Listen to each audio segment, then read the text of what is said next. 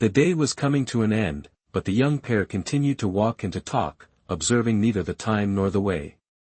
Before them, in the shadow of a hillock, there loomed the dark mass of a small grove, and between the branches of the trees, like the glowing of coals, the sun blazed, igniting the air and transforming it into a flaming golden dust.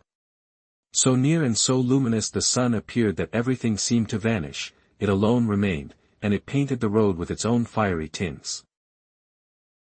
It hurt the eyes of the strollers, they turned back, and all at once everything within their vision was extinguished, became peaceful and clear, and small and intimate. Somewhere afar, barely a mile away, the red sunset seized the tall trunk of a fir, which blazed among the green like a candle in a dark room. The ruddy glow of the road stretched before them, and every stone cast its long black shadow, and the girl's hair, suffused with the sun's rays, now shone with a golden-red nimbus. A stray thin hair, wandering the rest, wavered in the air like a golden spider's thread. The newly fallen darkness did not break or change the course of their talk. It continued as before, intimately and quietly, it flowed along tranquilly on the same theme, on strength, beauty, and the immortality of love. They were both very young, the girl was no more than 17, Nemovetsky was 4 years older. They wore students' uniforms, she the modest brown dress of a pupil of a girls' school, he the handsome attire of a technological student. And, like their conversation, everything about them was young, beautiful, and pure. They had erect, flexible figures, permeated as it were with the clean air and borne along with a light, elastic gait, their fresh voices, sounding even the simplest words with a reflective tenderness, were like a rivulet in a calm spring night, when the snow had not yet wholly thawed from the dark meadows. They walked on, turning the bend of the unfamiliar road, and their lengthening shadows, with absurdly small heads, now advanced separately, now merged into one long, narrow strip, like the shadow of a poplar. But they did not see the shadows, for they were too much absorbed in their talk. While talking, the young man kept his eyes fixed on the girl's handsome face, upon which the sunset had seemed to leave a measure of its delicate tints. As for her, she lowered her gaze on the footpath, brushed the tiny pebbles to one side with her umbrella, and watched now one foot, now the other as alternately, with a measured step, they emerged from under her dark dress. The path was intersected by a ditch with edges of dust showing the impress of feet. For an instant they paused. Zinotchka raised her head, looked round her with a perplexed gaze, and asked, "Do you know where we are?" "I've never been here before." He made an attentive survey of their position. "Yes, I know. There, behind the hill, is the town. Give me your hand. I'll help you across." He stretched out his hand, white and slender like a woman's, and which did not know hard work. Zinotchka felt gay. She felt like jumping over the ditch all by herself, running away and shouting, "Catch me." But she restrained herself, with decorous gratitude inclined her head, and timidly stretched out her hand, which still retained its childish plumpness. He had a desire to squeeze tightly this trembling little hand, but he also restrained himself, and with a half-bow he deferentially took it in his and modestly turned away when in crossing the girl slightly showed her leg. And once more they walked and talked, but their thoughts were full of the momentary contact of their hands. She still felt the dry heat of his palms and his strong fingers, she felt pleasure and shame, while he was conscious of the submissive softness of her tiny hand and saw the black silhouette of her foot and the small slipper which tenderly embraced it. There was something sharp, something perturbing in this unfading appearance of the narrow hem of white skirts and of the slender foot. With an unconscious effort of will he crushed this feeling. Then he felt more cheerful and his heart so abundant, so generous in its mood that he wanted to sing, to stretch out his hands to the sky, and to shout, "Run! I want to catch you." That ancient formula of primitive love among the woods and thundering waterfalls. And from all these desires tears struggled to the throat. The long, droll shadows vanished, and the dust of the footpath became grey and cold, but they did not observe this and went on chatting. Both of them had read many good books, and the radiant images of men and women who had loved, suffered, and perished for pure love were borne along before them. Their memories resurrected fragments of nearly forgotten verse, dressed in melodious harmony and the sweet sadness investing love. "Do you remember where this comes from?" asked Nemevetsky, recalling. "Once more she is with me, she whom I love, from whom, having never spoken, I have hidden all my sadness, my tenderness, my love." "No," Zinotchka replied, and pensively repeated, "all my sadness, my tenderness, my love." "All my love," with an involuntary echo responded Nemevetsky. Other memories returned to them.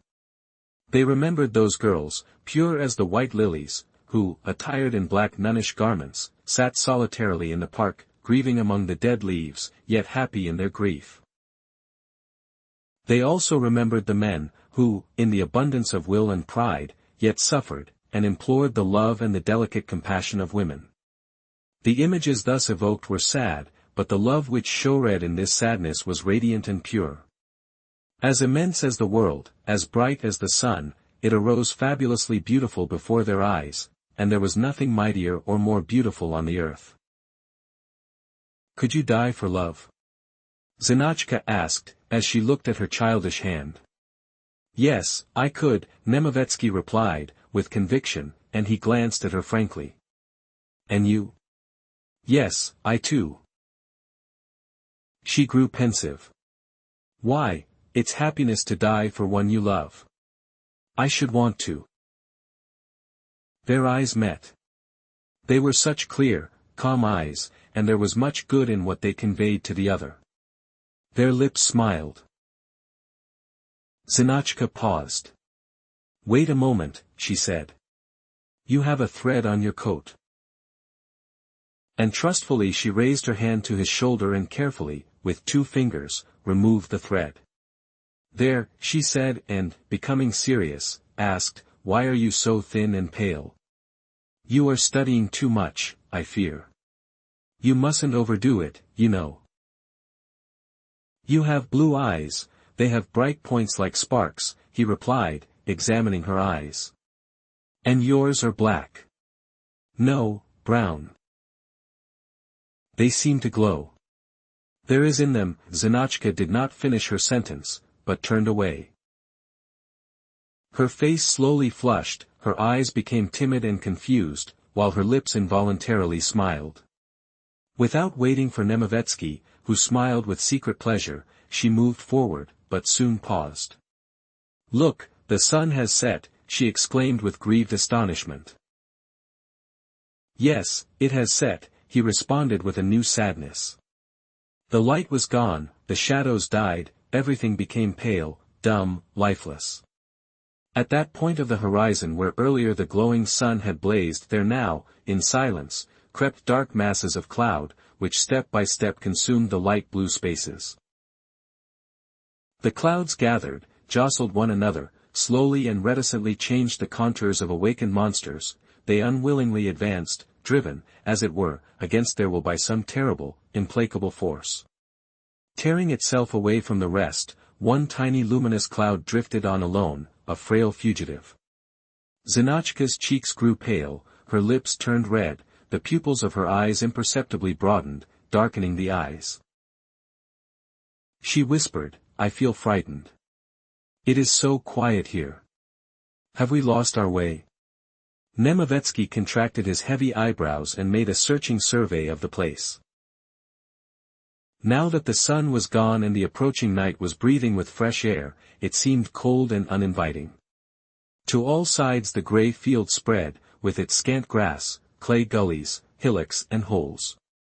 There were many of these holes, some were deep and sheer, others were small and overgrown with slippery grass. The silent dusk of night had already crept into them, and because there was evidence here of men's labors, the place appeared even more desolate. Here and there, like the coagulations of cold lilac mist, loomed groves and thickets and, as it were, hearkened to what the abandoned holes might have to say to them. Nemevetsky crushed the heavy, uneasy feeling of perturbation which had arisen in him and said, "No, we have not lost our way. I know the road. First to the left, then through that tiny wood. Are you afraid?" She bravely smiled and answered, "No. Not now. But we ought to be home soon and have some tea." They increased their gait, but soon slowed down again. They did not glance aside, but felt the morose hostility of the dug-up field, which surrounded them with 1,000 dim motionless eyes, and this feeling bound them together and evoked memories of childhood. These memories were luminous, full of sunlight, of green foliage, of love and laughter. It was as if that had not been life at all, but an immense, melodious song, and they themselves had been in it as sounds, two slight notes, one clear and resonant like ringing crystal, the other somewhat more dull yet more animated, like a small bell. Signs of human life were beginning to appear. Two women were sitting at the edge of a clay hole. One sat with crossed legs and looked fixedly below. She raised her head with its kerchief, revealing tufts of entangled hair. Her bent back threw upward a dirty blouse with its pattern of flowers as big as apples, its strings were undone and hung loosely. She did not look at the passers-by. The other woman half reclined nearby, her head thrown backward. She had a coarse, broad face, with a peasant's features, and, under her eyes, the projecting cheekbones showed two brick-red spots, resembling fresh scratches. She was even filthier than the first woman, and she bluntly stared at the passers-by. When they had passed by, she began to sing in a thick, masculine voice, "For you alone, my adored one, like a flower I did bloom. Varka, do you hear?" She turned to her silent companion and, receiving no answer, broke into loud, coarse laughter. Nemovetsky had known such women, who were filthy even when they were attired in costly handsome dresses. He was used to them, and now they glided away from his glance and vanished, leaving no trace. But Zinotchka, who nearly brushed them with her modest brown dress, felt something hostile, pitiful and evil, which for a moment entered her soul. In a few minutes the impression was obliterated, like the shadow of a cloud running fast across the golden meadow, and when, going in the same direction, there had passed them by a barefoot man, accompanied by the same kind of filthy woman, she saw them but gave them no thought. And once more they walked on and talked, and behind them there moved, reluctantly, a dark cloud, and cast a transparent shadow. The darkness imperceptibly and stealthily thickened, so that it bore the impress of day, but day oppressed with illness and quietly dying. Now they talked about those terrible feelings and thoughts which visit man at night, when he cannot sleep, and neither sound nor speech give hindrance, when darkness, immense and multiplied, that is life, closely presses to his very face. "Can you imagine infinity?" Zinotchka asked him, putting her plump hand to her forehead and tightly closing her eyes. "No. Infinity." "No," answered Nemovetsky, also shutting his eyes. "I sometimes see it. I perceived it for the first time when I was yet quite little. Imagine a great many carts. There stands one cart, then another, a third, carts without end, an infinity of carts. It is terrible." Zinotchka trembled. "But why carts?" Nemovetsky smiled, though he felt uncomfortable. "I don't know. But I did see carts. One, another, without end." The darkness stealthily thickened. The cloud had already passed over their heads and, being before them, was now able to look into their lowered, paling faces.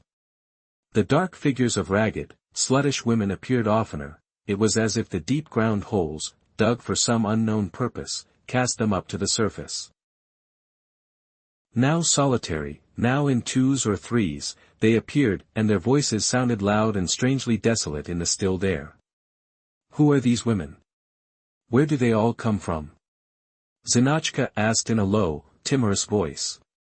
Nemovetsky knew who these women were.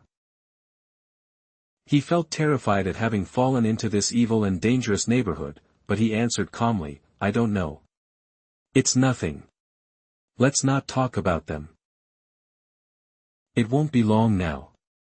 We only have to pass through this little wood, and we shall reach the gate in town. It's a pity that we started out so late." She thought his words absurd. How could he call it late when they started out at 4 o'clock? She looked at him and smiled. But his eyebrows did not relax, and, in order to calm and comfort him, she suggested, let's walk faster. I want tea. And the wood's quite near now. Yes, let's walk faster. When they entered the wood and the silent trees joined in an arch above their heads, it became very dark but also very snug and quieting. Give me your hand, proposed Nemovetsky. Irresolutely she gave him her hand, and the light contact seemed to lighten the darkness. Their hands were motionless and did not press each other. Zinotchka even slightly moved away from her companion. But their whole consciousness was concentrated in the perception of the tiny place of the body where the hands touched one another. And again the desire came to talk about the beauty and the mysterious power of love, but to talk without violating the silence, to talk by means not of words but of glances. And they thought that they ought to glance, and they wanted to, yet they didn't dare.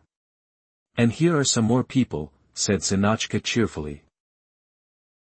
In the glade, where there was more light, there sat near an empty bottle 3 men in silence, and expectantly looked at the newcomers. One of them, shaven like an actor, laughed and whistled in such a way as if to say, "Oh ho." Nemovetsky's heart fell and froze in a trepidation of horror, but, as if pushed on from behind, he walked straight on the sitting trio, beside whom ran the footpath. These were waiting, and 3 pairs of eyes looked at the strollers, motionless and terrifying.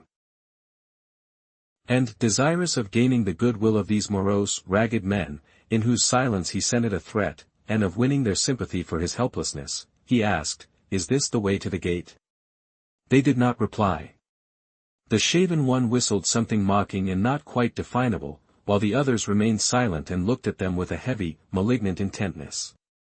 They were drunken, and evil, and they were hungry for women and sensual diversion. One of the men, with a ruddy face, rose to his feet like a bear, and sighed heavily. His companions quickly glanced at him, then once more fixed an intent gaze on Zinotchka. "I feel terribly afraid," she whispered with lips alone.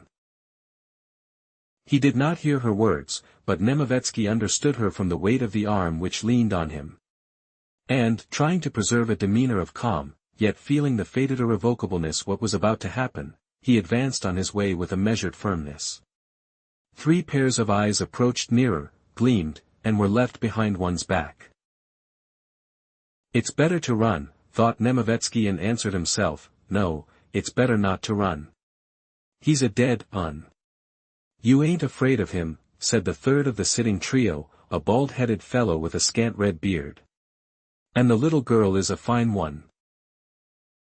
May God grant everyone such a one." The trio gave a forced laugh. "Mister, wait, I want to have a word with you," said the tall man in a thick bass voice and glanced at his comrades. They rose. Nemovetsky walked on, without turning round. "You ought to stop when you're asked," said the red-haired man. "And, if you don't, you're likely to get something you ain't counting on." "D you hear?" growled the tall man, and in 2 jumps caught up with the strollers. A massive hand descended on Nemovetsky's shoulder and made him reel. He turned and met very close to his face the round, bulgy, terrible eyes of his assailant. They were so near that it was as if he were looking at them through a magnifying glass, and he clearly distinguished the small red veins on the whites and the yellowish matter on the lids. He let fall Zinotchka's numb hand and, thrusting his hand into his pocket, he murmured, "Do you want money? I'll give you some with pleasure." The bulgy eyes grew rounder and gleamed. And when Nemovetsky averted his gaze from them, the tall man stepped slightly back and, with a short blow, struck Nemovetsky's chin from below. Nemovetsky's head fell backward, his teeth clicked, his cap descended to his forehead and fell off, waving with his arms, he dropped to the ground. Silently, without a cry, Zinotchka turned and ran with all the speed of which she was capable. The man with the clean-shaven face gave a long-drawn shout which sounded strangely, and, still shouting, he gave pursuit. Nemovetsky, reeling, jumped up, and before he could straighten himself he was again felled with a blow on the neck. There were two of them, and he won, and he was frail and unused to physical combat. Nevertheless, he fought for a long time, scratched with his fingernails like an obstreperous woman, bit with his teeth, and sobbed with an unconscious despair. When he was too weak to do more they lifted him and bore him away. He still resisted, but there was a din in his head, he ceased to understand what was being done with him and hung helplessly in the hands which bore him. The last thing he saw was a fragment of the red beard which almost touched his mouth, and beyond it the darkness of the wood and the light-colored blouse of the running girl. She ran silently and fast, as she had run but a few days before when they were playing tag, and behind her, with short strides, overtaking her, ran the clean-shaven one. Then Nemovetsky felt an emptiness around him, his heart stopped short as he experienced the sensation of falling, then he struck the earth and lost all consciousness. The tall man and the red-haired man, having thrown Nemovetsky into a ditch, stopped for a few moments to listen to what was happening at the bottom of the ditch.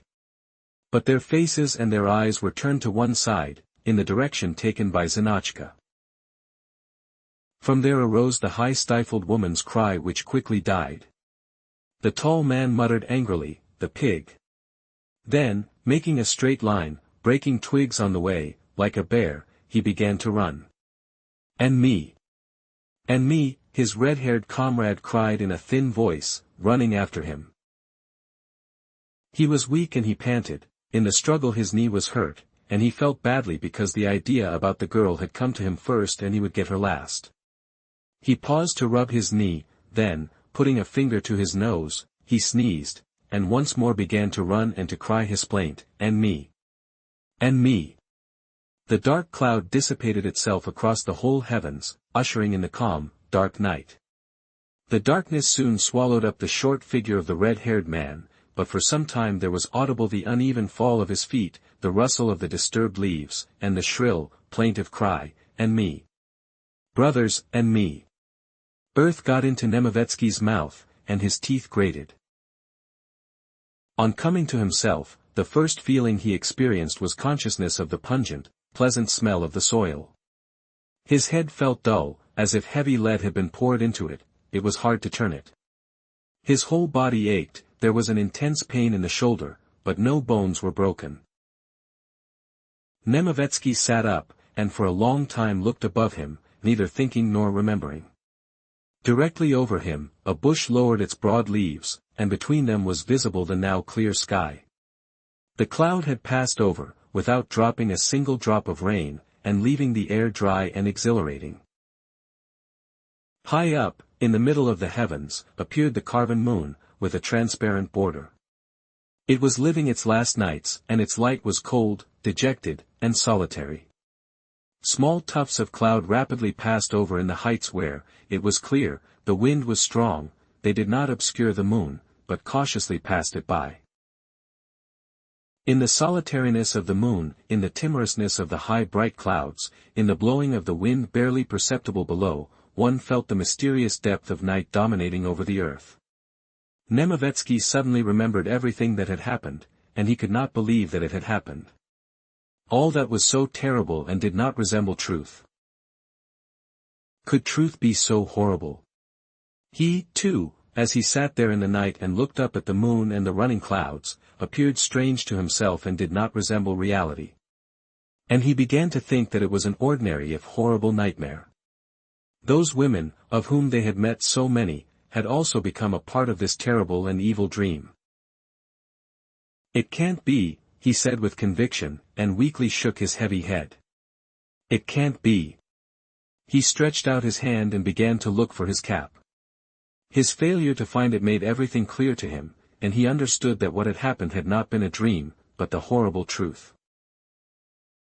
Terror possessed him anew, as a few moments later he made violent exertions to scramble out of the ditch, again and again to fall back with handfuls of soil, only to clutch once more at the hanging shrubbery.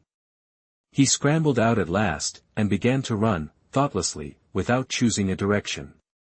For a long time he went on running, circling among the trees. With equal suddenness, thoughtlessly, he ran in another direction. The branches of the trees scratched his face, and again everything began to resemble a dream. And it seemed to Nemovetsky that something like this had happened to him before: darkness, invisible branches of trees, while he had run with closed eyes, thinking that all this was a dream. Nemovetsky paused, then sat down in an uncomfortable posture on the ground, without any elevation. And again he thought of his cap, and he said, "This is I. I ought to kill myself. Yes, I ought to kill myself, even if this is a dream." He sprang to his feet, but remembered something and walked slowly, his confused brain trying to picture the place where they had been attacked. It was quite dark in the woods, but sometimes a stray ray of moonlight broke through and deceived him. It lighted up the white tree trunks, and the wood seemed as if it were full of motionless and mysteriously silent people. All this, too, seemed as if it had been, and it resembled a dream. Zinaida Nikolaevna, called Nemovetsky, pronouncing the first word loudly, the second in a lower voice, as if with the loss of his voice he had also lost hope of any response.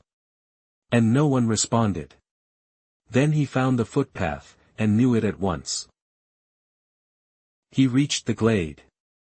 Back where he had been, he fully understood that it all had actually happened. He ran about in his terror, and he cried, "Zinaida Nikolaevna, it is I." No one answered his call. He turned in the direction where he thought the town lay, and shouted a prolonged shout, "HLLP." And once more he ran about, whispering something while he swept the bushes, when before his eyes there appeared a dim white spot, which resembled a spot of congealed faint light. It was the prostrate body of Zinotchka. "Oh, God! What's this?" said Nemovetsky, with dry eyes, but in a voice that sobbed. He got down on his knees and came in contact with the girl lying there. His hand fell on the bared body, which was so smooth and firm and cold but by no means dead. Trembling, he passed his hand over her. "Darling, sweetheart, it is I," he whispered, seeking her face in the darkness. Then he stretched out a hand in another direction and again came in contact with the naked body, and no matter where he put his hand it touched this woman's body, which was so smooth and firm and seemed to grow warm under the contact of his hand. Sometimes he snatched his hand away quickly, and again he let it rest, and just as, all tattered and without his cap, he did not appear real to himself, so it was with this bared body, he could not associate it with Zinotchka. All that had passed here, all that men had done with this mute woman's body, appeared to him in all its loathsome reality, and found a strange intensely eloquent response in his whole body. He stretched forward in a way that made his joints crackle, dully fixed his eyes on the white spot, and contracted his brows like a man thinking. Horror before what had happened congealed in him, and like a solid lay on his soul, as it were, something extraneous and impotent. "Oh, God! What's this?" he repeated, but the sound of it rang untrue, like something deliberate. He felt her heart, it beat faintly but evenly, and when he bent toward her face he became aware of its equally faint breathing. It was as if Zinotchka were not in a deep swoon, but simply sleeping. He quietly called to her, "Zinotchka, it is I." But at once he felt that he would not like to see her awaken for a long time. He held his breath, quickly glanced round him, then he cautiously smoothed her cheek. First he kissed her closed eyes, then her lips, whose softness yielded under his strong kiss. Frightened lest she awaken, he drew back, and remained in a frozen attitude.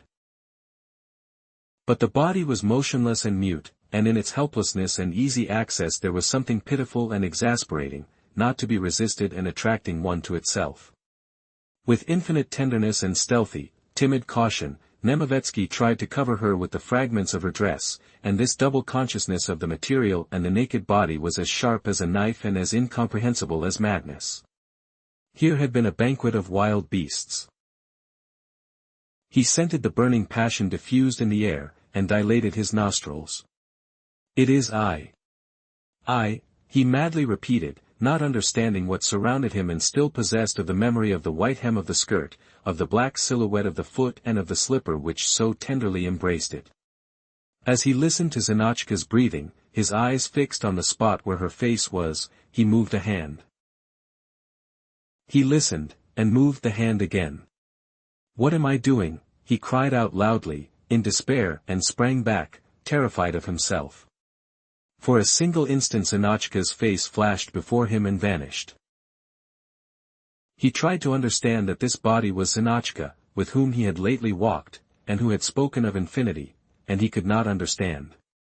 He tried to feel the horror of what had happened, but the horror was too great for comprehension, and it did not appear. "Zinaida Nikolaevna," he shouted imploringly. "What does this mean? Zinaida Nikolaevna?" But the tormented body remained mute, and, continuing his mad monologue, Nemovetsky descended on his knees. He implored, threatened, said that he would kill himself, and he grasped the prostrate body, pressing it to him. The now warmed body softly yielded to his exertions, obediently following his motions, and all this was so terrible, incomprehensible and savage that Nemovetsky once more jumped to his feet and abruptly shouted, "Help!" But the sound was false, as if it were deliberate. And once more he threw himself on the unresisting body, with kisses and tears, feeling the presence of some sort of abyss, a dark, terrible, drawing abyss. There was no Nemovetsky. Nemovetsky had remained somewhere behind, and he who had replaced him was now with passionate sternness mauling the hot, submissive body and was saying with the sly smile of a madman, "Answer me. Or don't you want to? I love you. I love you." With the same sly smile he brought his dilated eyes to Zinotchka's very face and whispered, "I love you. You don't want to speak, but you are smiling, I can see that. I love you. I love you. I love you." He more strongly pressed to him the soft, will-less body, whose lifeless submission awakened a savage passion. He wrung his hands, and hoarsely whispered, "I love you. We will tell no one, and no one will know. I will marry you tomorrow, when you like. I love you. I will kiss you, and you will answer me, yes." Zinotchka, with some force he pressed his lips to hers, and felt conscious of his teeth's sharpness in her flesh. In the force and anguish of the kiss he lost the last sparks of reason. It seemed to him that the lips of the girl quivered. For a single instant flaming horror lighted up his mind, opening before him a black abyss. And the black abyss swallowed him.